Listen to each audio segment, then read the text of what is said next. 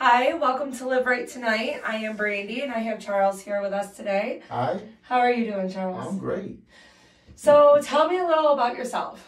Wow. Okay. All details. All details? All details. No, I can't tell you all details. Okay. Well, let me see. I've been in healthcare about 30 years. I have a nonprofit organization called Open Heart Community Care Service. We service the mental health. I'm a licensed counselor, pastor about 28 years. I have a degree in psychology, a master's degree, and a master's degree in theology, and a doctorate degree in theology. And I'm a state licensed administrator. I don't know what else you need. That's enough. You got a lot. And that's awesome. That is really, and I was always wondering why they were saying Pastor Charles. I'm like, Pastor? I'm like, okay. Now I know. Yeah. So here at Live Right, you are also a family coach and a peer coach. Yes, I love it. That's awesome. Absolutely. Now, for your family coach, what are some of the details that you do? Well, actually, not a family coach, I'm a family counselor. So. Okay, Yeah, sorry. so Family counselor. Okay. So I kind of deal with all types of issues with the family, no matter what it is, from addiction, from mental health, trying to bring the family back together, as well as like for Live Right, I do have like 2 classes that I oversee on Fridays, grief and loss, to deal with various grief and loss, not just for death. That's my expertise in dealing with that, but also we major deals with those that I call coming out of their darkness, and they try to get their life back together from addiction, and they might have lost a lot. You know, they might have lost, a lot of times they, trying to get their life together. They trying to get their children back or their family back, and so there becomes a loss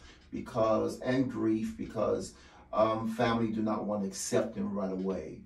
So my job is to bring them back together. And as well as with family recovery, which is my favorite. I love doing family recovery because many times in addiction, we have a lot of counseling for those that's been in addiction, but the family gets kind of like lost.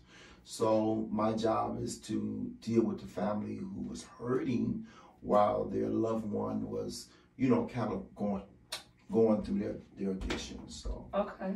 yeah. All right. Now, what made you want to start helping others? Wow, why you ask that? That's pretty deep. Well, a lot of people ask me that even when coming here in Live Right. People ask, I've never been in addiction. I've never. So what makes me want to give back? Because basically, when I connected with Brenda, it wasn't about money. She's like, well, I can't afford it. It's not about money for me. It's about giving back. So one of the biggest things is because my oldest sister, which we get kind of personal, I call her mommy. She was in addiction for about 30 years. Okay. But she was my biggest fan because we come from a big family of 21 sisters and brothers. Oh, wow. But my dad was an abuser. He abused my mom a lot. So she kind of like stayed up in her room. She was very depressed, and we basically had to raise ourselves. So Isabel was one that kind of kept me on the right track. Go to school, let me see your homework and things like that. But then she met a guy who was way older than her, and when she was 15 years old, he kind of got her caught up into drugs and things like that. So she was more like in and out, when she would do drugs maybe for 2 or 3 years. She would come in, come back, clean and get on me, come to my school and then, cook breakfast, lunch, and dinner, Then I come home and she's gone again. I don't see her for another 5 years or 3 years or 4 years. So it was more like for 30 years.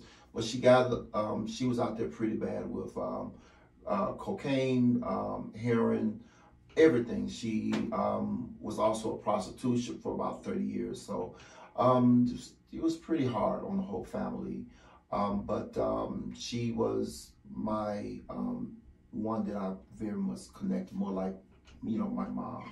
She basically raised me, even when in her addiction, when she was in and out, you know, like with her boyfriend, she kind of kept me on the right track.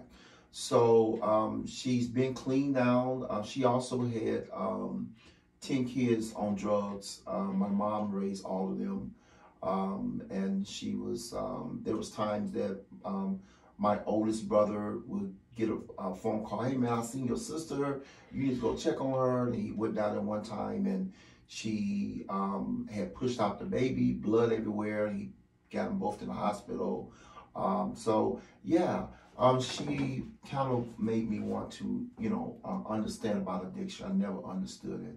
Okay. And so I wanted to help people for that reason, as well as I had a brother who went to the military, and he became an alcoholic and mental health issues as well. So for about, I think about 25 years or so, I had been responsible for him. He had done a lot of things to the family where they disowned him, and the responsibility came on me. You know, I'm the baby. They treat me like I'm the oldest. Right. Charles, what we gonna do about Durham? So yeah, so it was like a lot dealing with an alcoholic. I didn't understand that either. So getting my degrees and learning and going into, because he battled with mental health, schizophrenic and bipolar, plus he was an alcoholic, and yeah, it was pretty hard. So my passion is to help people because I wanted to first help my family. So when my sister got clean, the family disowned her, and no one would not go to a group with her or anything. This is in Ohio, and at that time I was in Michigan. So I would travel, even in the wintertime, to be in a meeting with her every week. You know, that's awesome. Yeah, and so I wanted to support her of being clean. She's like, Charles, please, you know, do not travel and worry about you. I said, no, I'll be okay. I want to make sure. I want to sit in a group with you and be here. And I learned a lot. I learned she was abused by my dad and molested, you know, for many years, and even he abused her from 9 years old up while she's on prostituting. He would go and pay money for her to have sex with her, my own dad, and then he would give her drugs and take her back out in the street. So I learned all this in group. I didn't know it. I was like broken, you know, because they kept all that from me being the baby. So yeah, so it gives me a passion to help people, and I started first by helping my family. Yeah, and I can say that both are clean and yeah, doing good. Congratulations to them. And that had to be hard. Absolutely. Knowing that, you know, she kept all that from you to protect you. Absolutely. And still you were there trying to protect her. Absolutely. With her going through all that, and that had to make her feel good knowing that no matter what, she still had you there. Absolutely. That's awesome. That's really awesome.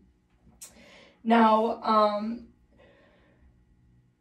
what are some, since you know a lot of the mental health and, you know, going through college and all that, what are some of the mental health issues, like, where do you acknowledge it? How do you acknowledge it? Like, for instance, if I'm just standing here, how would you acknowledge the fact that I would probably have mental health issues, or, you know, anything along the lines? How do you find it from someone? Good question, because a lot of times people try to hide it. They feel shame about it. You know, back in the day is, you know, especially in my culture, you know, it was like in the Bible of having leprosy. It was a bad disease that you would shame and put out the village. Well, in my culture, if you had a mental illness, you was put out, you was shamed for the whole family. Shut up, be quiet, don't say anything. So people try to keep it to themselves, and so a lot of times when people are having mental health, they begin to have a meltdown. Sometimes they seclude themselves. They begin to talk negative about themselves and feel that they are worthless. And as they not getting help, it elevates and it begins to escalate more. You can start seeing sometimes anger comes out, or different behaviors that elevates in them from their character. So it's all about knowing their character, and you can always tell when a person's character is changing. And a lot of times they feel shameful about it. They do not want, that's the biggest thing, is that people feel they don't need meds, or they're okay. And I always tell people it's okay not to be okay. Doesn't matter who you are. It's okay, especially with me, and just, not to be shameful about it. Say, I am not okay, and to seek for knowledge and seek for help. Yeah. Absolutely. Because you can't be a better person without admitting. Absolutely. You have to acknowledge, that I need help, What are signs that you look for with mental health?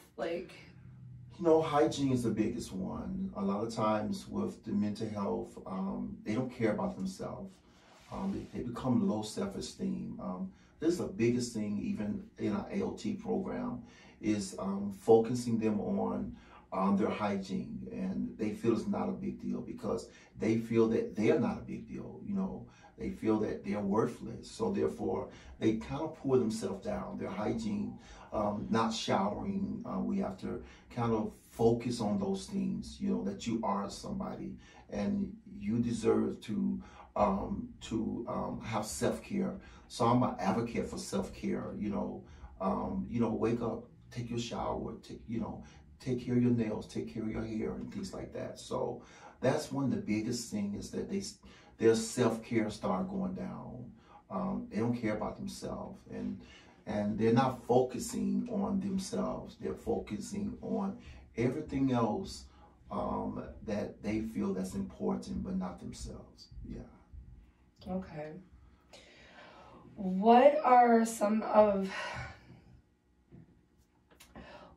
ideas to use for yourself to maintain your mental health? Ideas to do for yourself to maintain yourself, knowing that now, if I know that I have mental health issues, what are some ideas that I can keep to myself, not keep to myself, but use for myself on my daily basis? Absolutely. Well, I want to say one of the most important that people think that is not important, and that's seeking therapy, seeking counseling. You have to seek therapy. You have to, they can give you goals and plans, to get you back focused, on your mental health. The other thing is that coming here was so awesome that I found out that a lot of times people takes for granted is yoga and meditation and the holistic program that they offer here, Live Right. I think that is so awesome, because a lot of times having that meditation and that yoga, having those exercise, mental health exercise. And that's another thing, is that what can really help is, journaling, is very important to me. Journaling helps you to understand who you are and where you need to go. Having that mental health journaling, and talking about it, with someone, as well as in your journal, is very important. Having those mental health exercise and walking and finding activities that will keep you busy, it's very important. One of the things I love to do is read. I love to cook. I love jazz. I love music. So you have to find things that that can connect you to your inner self. So, You know, a lot of times we focus so much on the outer self, but we also have to focus on the inner self. You know, what makes us happy, and what I'm going to do today, you know, how my day going to go, you know, talk about it, you know, and even vexing, you know, find out, you know, vex it out, you know, talk it out, you know, why you're angry today and why you're not feeling the way you should feel, you know, that's important. Yeah. Okay. And for my last question with you, what advice can you give to those that are still struggling with substance abuse disorder and mental health disorder? What kind of advice can you give to them? One of the most important, you know, is that, you know, my grandma used to give us an old poem that I still remember it as, and I'm 58 years old.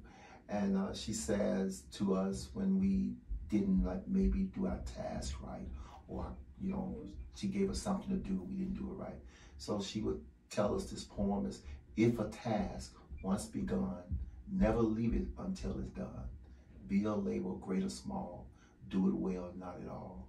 So she taught us that, you know, you have to do it well. You have to want to do it. You can't give up. You know, do it well. You know, you have to want to get that help. You know, not feel that it's halfway done. You know, you have to say, you know, I'm not happy with myself. I'm not happy with my mental health.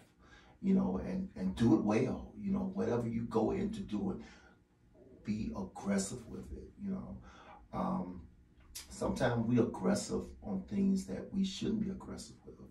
That can get us in trouble, you know, our anger and things like that. But things we should be aggressive, like with our self-care, our mental health, our education, and our family, you know, our relationships, we kind of lack on those things. But we need to be aggressive, you know.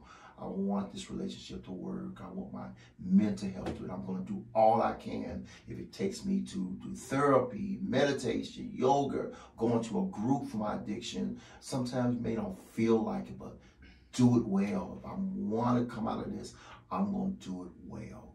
So that's the advice I would give.